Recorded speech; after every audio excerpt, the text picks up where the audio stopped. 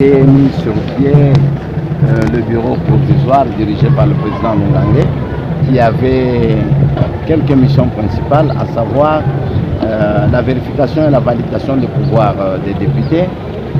La deuxième étape, c'était l'élaboration du règlement intérieur, ce qui a été déjà fait.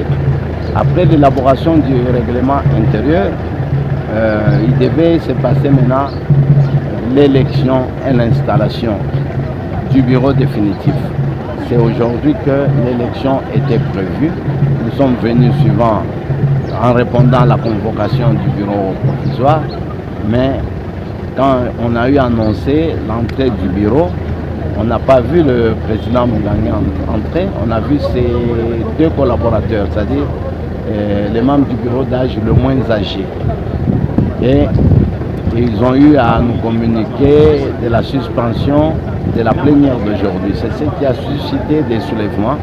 Moi personnellement, en tant que aussi ancien député, je me suis précipité dans le bureau du président Mungange pour lui dire non, les gens sont étonnés de voir la plénière être suspendue.